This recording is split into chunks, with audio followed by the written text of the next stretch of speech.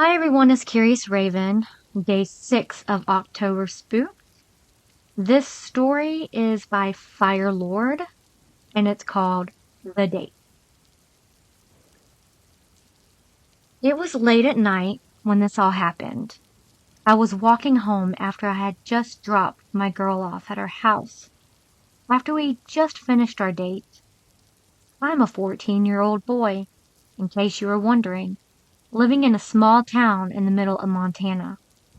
It was a relatively quiet place. Sure, it was peaceful, but it was really boring. Nothing really happened here. But then, out of the blue, this new girl moved to town. Her name was Brittany, and she was short, black-haired girl with red rosy cheeks and amazing amber eyes. She was the most beautiful person I had ever seen. I had to talk to her. I was really a shy kid, especially when it came to pretty girls. But when I saw Brittany for the first time, it was different for some reason. I wanted to talk to her so badly.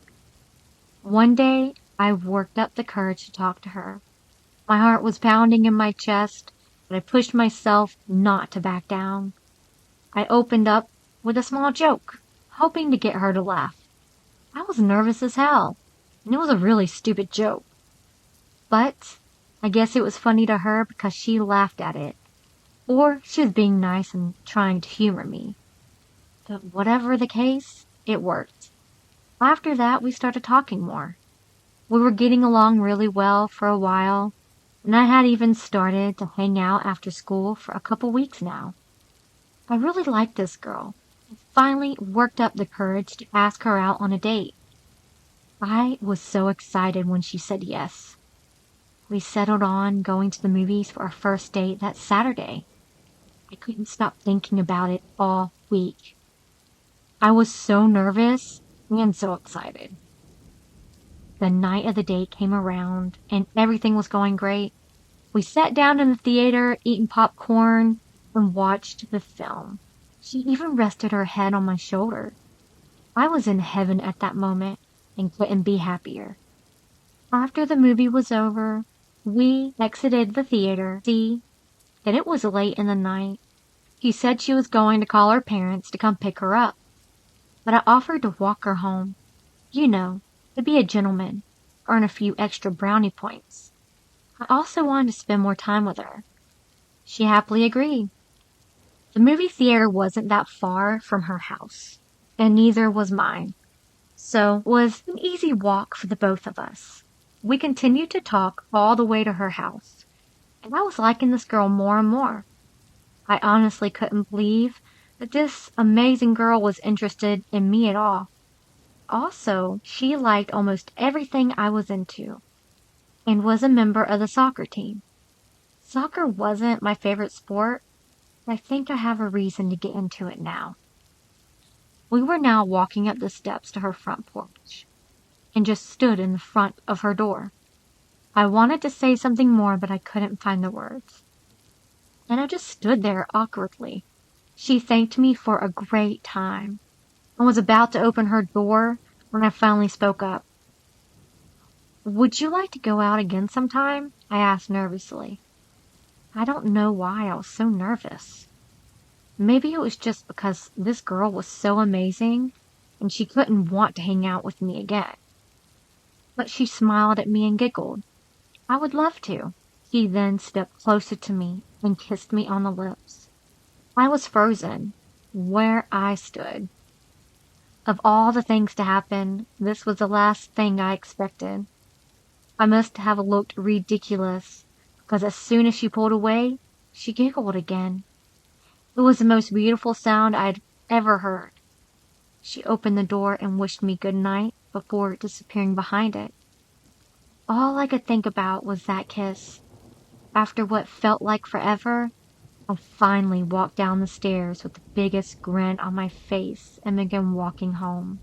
My house was only a few blocks away, but all I could think about was Brittany. The sound of her laughter whenever I made a stupid joke, the look in her amber eyes when I asked her out again. I will never forget that. I was honestly very happy then. but as I turned around the corner, I began to notice something. It was very quiet, more quiet than any other night. There were no birds, no crickets, not even sound of cars driving on the roads. I looked around and noticed that all the houses were dark. This was odd because it was still relatively early. Too early for everyone to be fast asleep.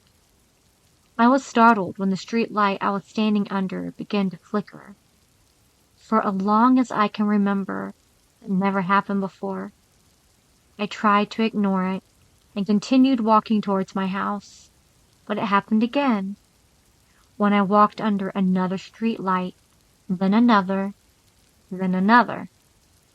I tried to tell myself that it was just faulty wiring or some short circuit. Then all the lights went out at once. Now it was pitch black. Not even the moon was shining in the sky. My heart was pounding in my chest as I stood alone in complete darkness. I took out my phone to get some light, but when I tried to turn it on, it didn't work. The battery must have died during the movie. My house was only a straight shot from here, but I didn't want to move for fear of tripping and hurting myself or something. Then suddenly a light shined from behind me. I quickly turned around to see that it was one of the street lights from behind me had turned back on.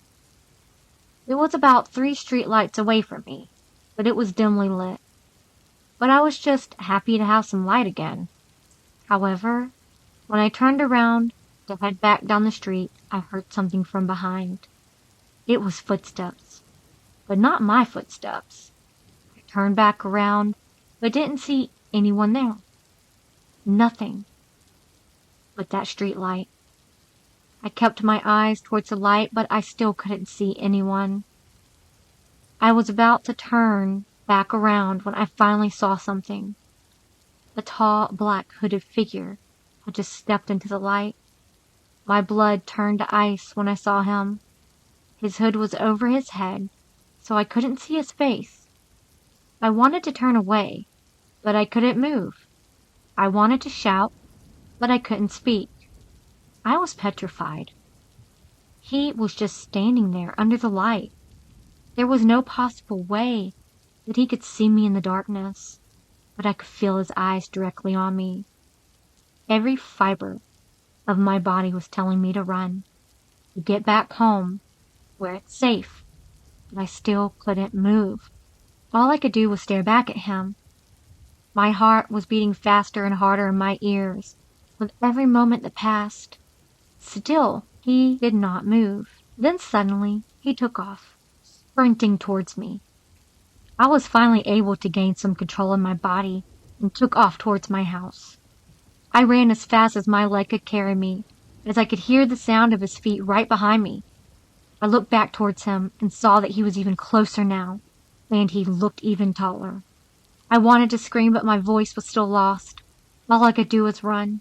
I didn't know how far my house was, but I didn't care. I just kept running. I looked back once again. This time he was even closer and taller. His body was skinny and his arms were long, but I could see nothing else from him. I pushed myself harder and sprinted the other way. My lungs and legs were on fire, but I refused to stop. I pushed onward until I finally noticed something. A small candle in the windowsill of my house. My mother always placed a candle there whenever I was out at night, so I could find my way back home in case the power ever went out. Couldn't tell you how much I loved my mother at that moment. I was almost home. I took one final look behind me, and I wish I didn't. The man was much closer to me. But he wasn't a man anymore. Whatever it was much taller. Taller than any man I had ever seen. Its arms were flailing as it ran towards me. But what I noticed more were its fingers. They were long and came to a point, looking more like claws. I finally found my voice and let out a loud scream. I was in the front yard now and practically jumped over the stairs and opened the door. Fortunately, my mother was a terrible habit of not locking the door behind her when she was out.